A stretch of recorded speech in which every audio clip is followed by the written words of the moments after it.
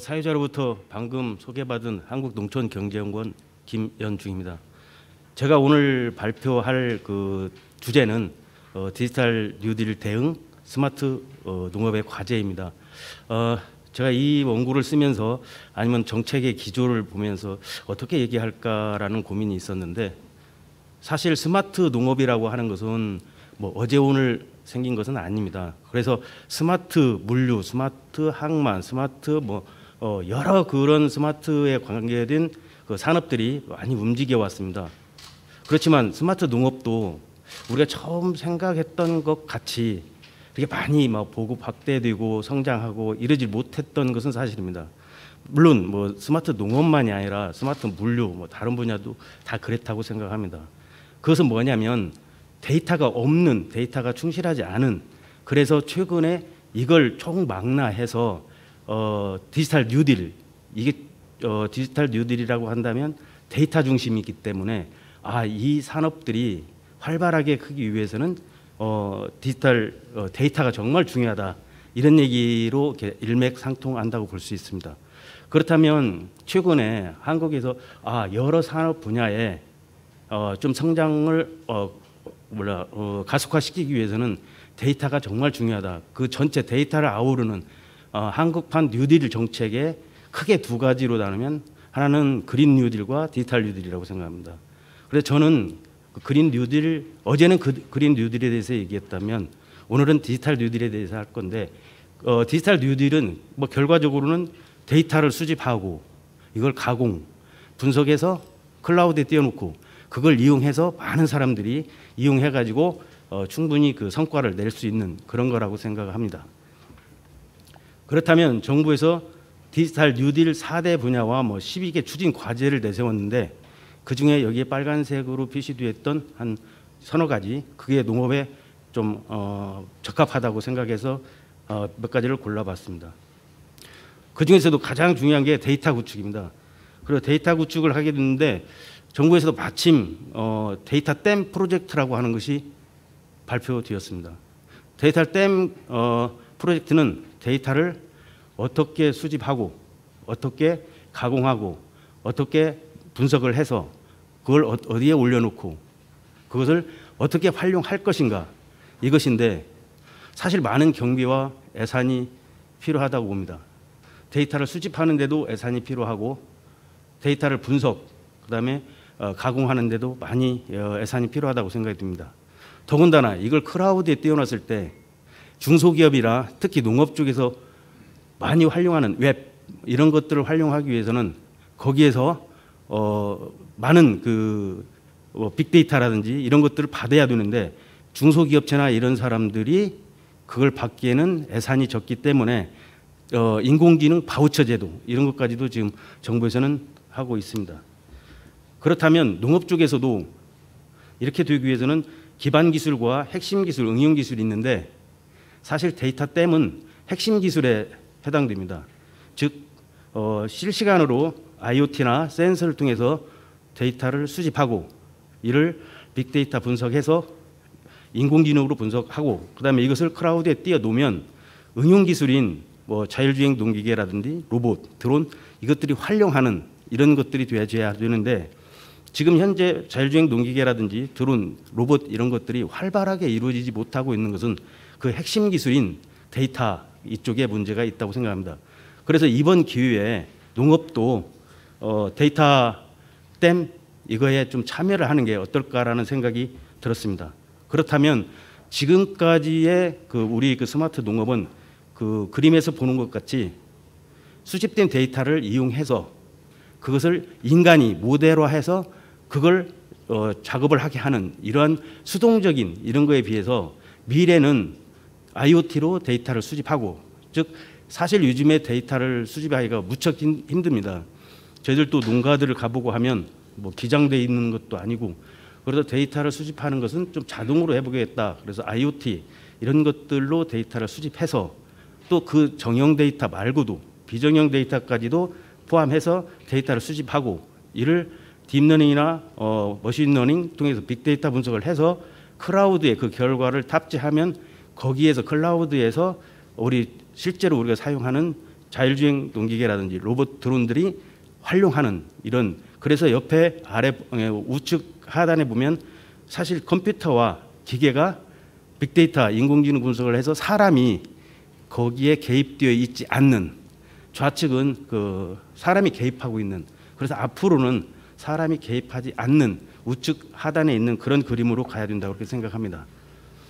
그렇다면 왜 우리가 스마트 농업 이걸 해야 하는지에 대해서는 많은 사람들의 의견이 다릅니다. 스마트 농업을 하면 그걸 참여하지 못하는 농가는 여러 가지 이유가 있는데, 저는 특히 이제 글로벌 시대 글로벌 농업의 문제와 한국의 농업의 문제를 해결하는, 물론 스마트 농업으로 전부 해결된다고는 하진 않습니다. 그래서 그렇지만 어느 정도 해결 가능하다는 그런 가능성 때문에 스마트 농업을 계속 연구해 오고 있고 앞으로도 하고 있습니다. 할 것입니다.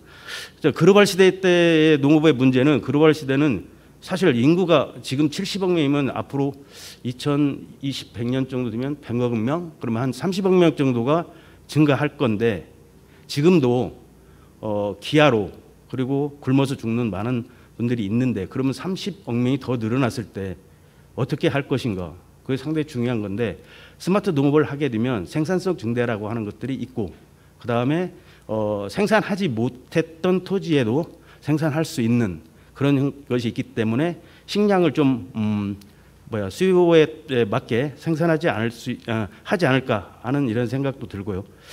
또 자원이 고갈되고 있습니다. 그래서 자원 고갈 문제, 그래서 이제 이게 저희로 말하면 정밀농업, 그래서 정량 적기에 뿌리고 하는 이러한 정밀농업으로 가야 되는 경우도 있고요. 그다음에 기후 변화로 인해서 생산성이 저하되고 있는데 종자 개발이라든지 여러 기후에 적합한 그런 종자 개발도 필요할 것 같고요. 그리고 마지막으로 또 음식물 쓰레기들이 사실 전 세계에서 생산되는 게 한 30%는 사용되지 않고 버려진다고 하니 이것들에 대한 정책 그런 것들이 필요하고, 그다음에 우리나라의 농업에서의 좀 취약점 다 알고 있는 얘기입니다. 사실 노동력이 부족하다. 노동력이 부족하기 때문에 옛날에 손으로 이양하던 것을 이양기, 여러 상당히 그런 스마트 농업. 지금은 앞으로는 이제 자율주행 이양기들 이런 것도 나올 거고, 그다음에 농지 면적이 감소하기 때문에 생산성 향상은 반드시 이루어져야 된다고 생각하고요. 또 식량 안보 문제인데, 우리가 사실 자급률이 적은데, 특히 이번 코로나19에서 보는 것 같이 무역이 잘 안 되고 있는 이런 상태에서 앞으로는 식량 안보 문제도 상당히 클 거다. 그리고 이제 도농 간의 소득 격차, 이건 누구나 하도 많이 하고 있는 얘기들인데, 아무튼 그런 것. 그럼에도 불구하고 지금까지 우리나라의 스마트 농업은 생산 위주의 농업이었다면, 특히 원예 축산, 밀폐된 공간 안에서 생산하는 것들에 대해서 스마트 농업을 많이 했다면, 이제는 식량이라든지 노지작물, 과수 이런 데까지 확대되어져야 하고, 그다음에 전후방 산업에 대해서는 무관심을 했는데, 후방 산업인 농기계, 트랙터, 콤바인 이런 후방 산업, 비료, 종자 이런 것들에 대한 후방 산업도 상당히 많은 관심을 가져야 되며, 전방 산업인 저장, 유통 이쪽도 상당히 중요하다고 생각합니다.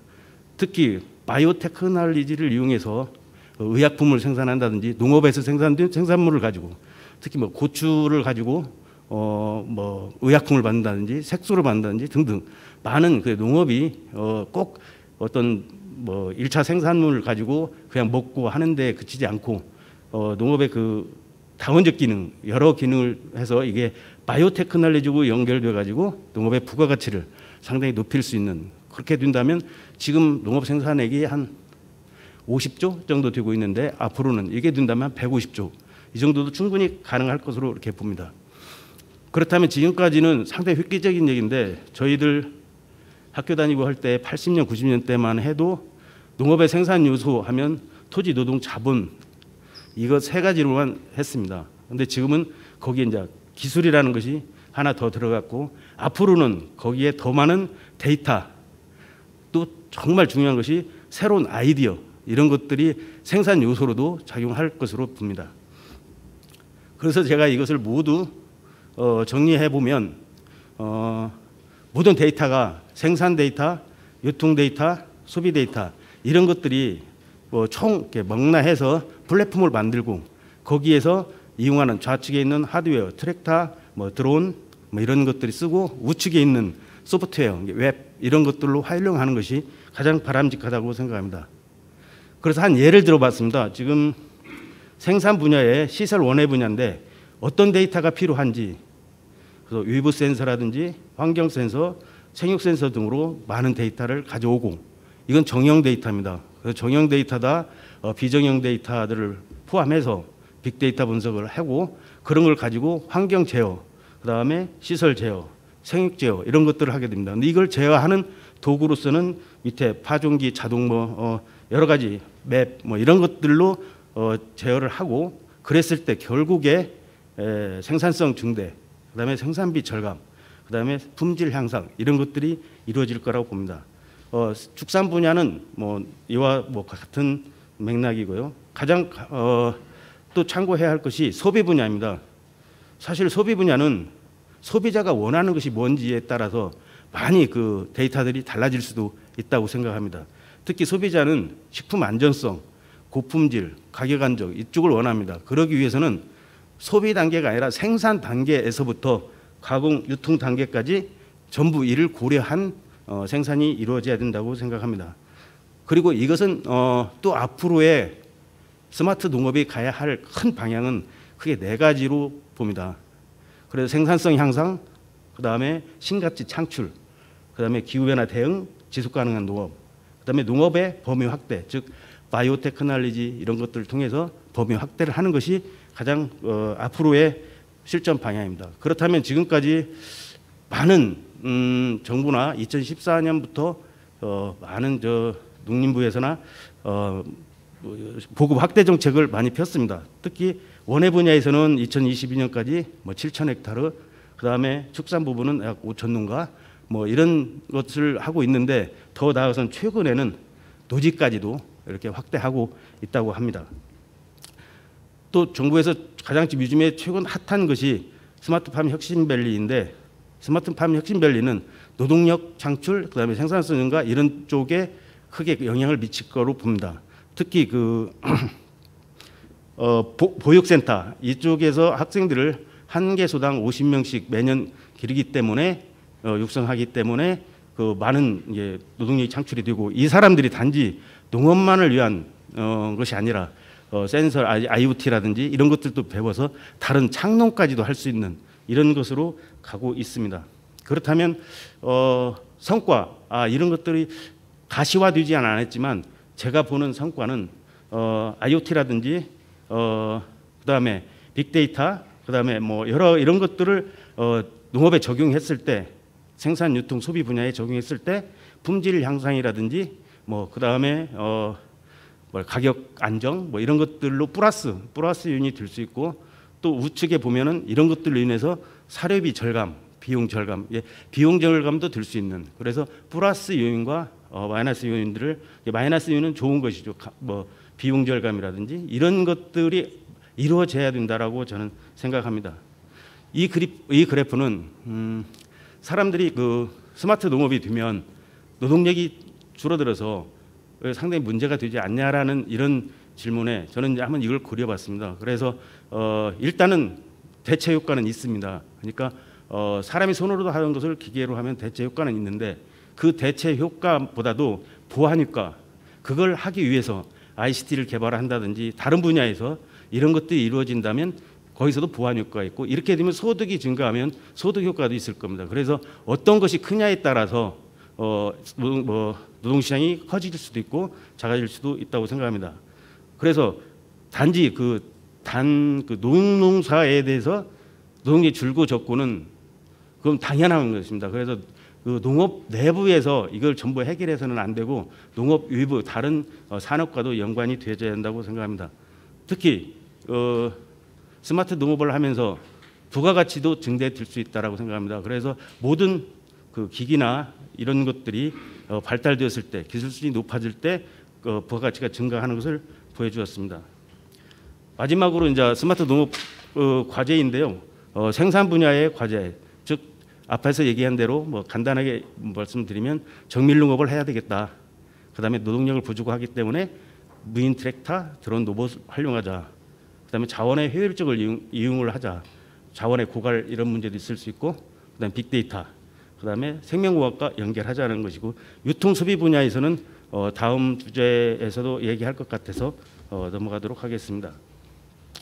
그래서 농업 쪽에서 제가 딱 말씀드리고 싶은 것은 농업도 이 기회에 데이터댐 사업을 한번 하면 어떨까라는 생각이 듭니다. 여기에는 뭐냐면 데이터를 수집하는, 양질의 데이터를 수집하고 이것을 가공하고 유통해서 어떻게 분산하고 또 웹이라든지 하드웨어들이 이를 어떻게 받아들이는, 그러니까 정부에서 말하는 데이터댐과 거의 유사한, 그래서 이걸 철저하게 하는 것이 이번 이 제가 발표하는 거의 핵심 내용이라고 할 수 있습니다. 이상 발표를 마치도록 하겠습니다.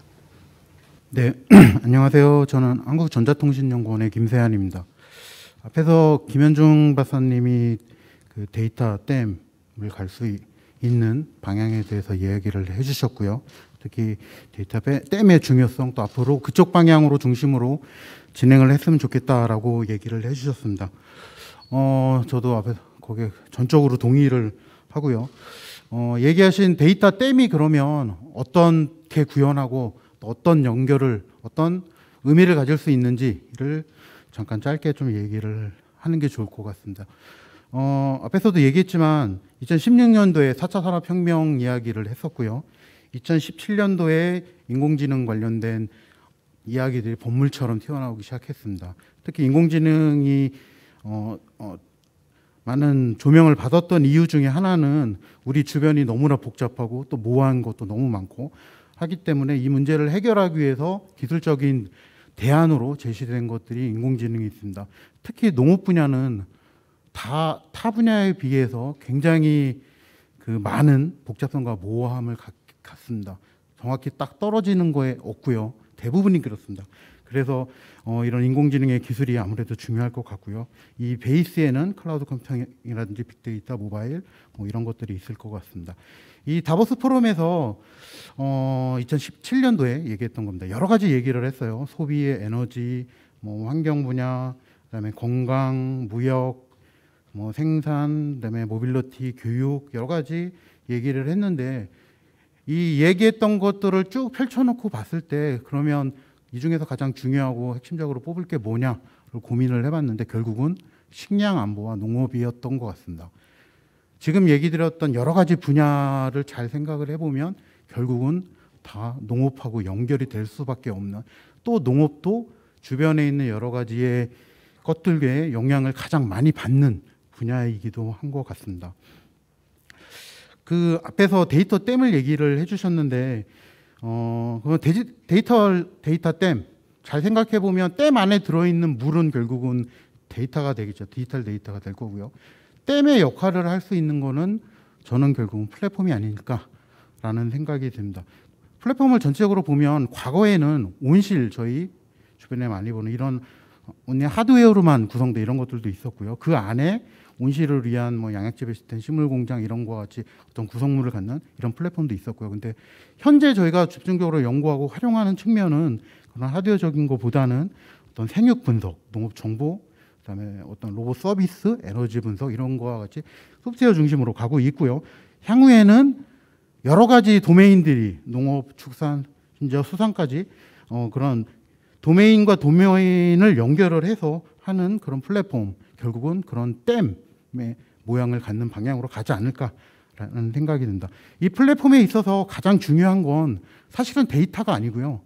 데이터는 물이죠. 그냥 그 안에 들어있는 물인데 그 들어있는 물을 어떻게 활용할 거냐, 그리고 거기서 뭘 뽑아낼 거냐, 그 데이터를 통해서 저희가 댐에서 홍수 방지를 하고 거기서 전기를 생산하듯이 그 데이터를 활용하기 위해서는 결국은 뚜렷한 목적이 있는 어떤 플랫폼이 필요할 것 같습니다. 그래서 이 도메인을 통해서 플랫폼을 통해서 도메인을 연결하면, 예를 들면 생산, 가공, 유통, 소비, 이게 결국은 따로따로 노는 게 아니라 하나의 몸체처럼 되어 있죠. 이런 거를 그 연결하기 위한 이런 것들이 필요할 것 같고요. 그 도메인 안에서도 보면 그 네덜란드라든지 해외의 이제 농축산 분야의 선진국들을 보면 대부분 생산하고 교육과 연결 마케팅, 다시 바꾸면 사람과 인프라, 기술, 정책들이 굉장히 일관성 있는 포지션을 취하고 있습니다. 선진국일수록 저는 이렇게 생각이 들고요. 결국은 이 생산 인프라 기술 정책이 한 방향의 한 구심점을 바라보고 가야 결국은 한국형 데이터 댐이라든지 이런 거를 성공하는 수 있도록 할 수 있지 않을까라는 생각이 듭니다. 이 중심에 사실은 중요한 플랫폼이 있다라는 생각이 있고요. 이 안에서도 결국은 여러 가지들이 변수도 많고 목적도 굉장히 많죠. 댐이 단순히 그냥 댐이 아니라 어떤 특정 목적, 세분화된 목적이 필요한 댐이 됐으면 좋겠다는 생각이 들고요. 그 다음에 두 번째로는 결국 핵심은 비즈니스가 돼야 되지 않나라는 생각이 듭니다. 한국에서 농업을 얘기를 할 때 한국의 농업은 경제성도 없고 그냥 단순히 농민의 어려움을 해결하기 위한 거고 뭐 이런 얘기만을 사실은 굉장히 많이 해요. 그러다 보니 투자하는 입장에서는 사실은 여전히 굉장히 투자를 받기 어려운 쪽의 농업이 아닌가라는 생각이 듭니다. 그래서 이런 데이터 댐 또는 이런 플랫폼을 통해서 저희가 비즈니스를 함께 고민을 해야 될 것 같습니다. 특히 귀농귀촌, 단순히 귀농귀촌만을 하는 게 아니라 이것과 그러면 창업투자 어떻게 할 거고 마케팅 어떻게 할 거고 국내 국외에서 마케팅은 또 어떻게 하냐, 그 안에서 비즈니스는 어떻게 뽑을 거냐, 또 지역 안에서 지역 간의 비즈니스 모델 또 필요할 것 같고요. 농민인 생산과 농민을 서포트하고 농민에서 나오는 생산물을 유통하고 소비하는 그런 기업 그 사이에서 연결을 어떻게 할 거냐라고 하는 비즈니스 또는 비즈니스 모델에 관련된 방향에 있어서 그 플랫폼이 굉장히 중요한 역할을 할 것 같습니다. 세 번째는 올해 특히 기후 변화죠. 장마가 거의 2달 이상 연결이 되고 있고 또 갑자기 또 추워져서 지금처럼 굉장히 어려움을 겪고 있는데요.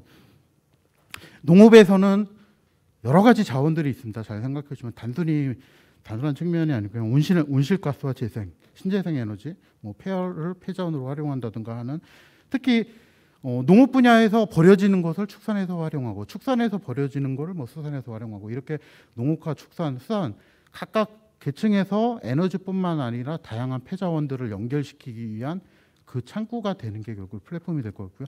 그 안에 그 버려지는 것들 또는 잉여되는 것들을 어떤 관점에서 연결을 할 거냐 또 결국은 다 데이터화해서 그 안에서 활용할 수 있도록 하는 게 중요할 것 같습니다. 그 다음에 네 번째는 기술의 연결인데요. 최근에 농업 분야에서 표준이 사실 좀 이슈가 돼서 굉장히 여러 가지 이야기가 되고 있습니다. 그 안에 기후에 대한 거, 시설, 작물, 농작업 주로 데이터를 중심으로 다루는 쪽에 인터페이스의 표준을 얘기를 하고 있는데 기후에 관련 데이터는 저희가 어떻게 할 수 없는 자연의 데이터 쪽에 가깝고요. 그래서 그 안에서 그걸 기반으로 해서 시설 안에서 이루어지는 인위적인 데이터, 시설 때문에 만들어지는 그 데이터. 그 다음에 작물은 BT 바이오테크놀로지 기술이 발전하더라도 결국은 많은 유전자 수에 대비해서 굉장히 다양성을 갖는데 이런 기후 시설과 연계한 작물의 정보 또 저희가 강구하고 있는 거는 또 무시되어 왔던 거는 그동안에 농민들이 했던 그런 농작업들도 결국은 데이터화돼서 서로가 연결돼서 제공할 수 이런 형태가 되어야 될 것 같고요.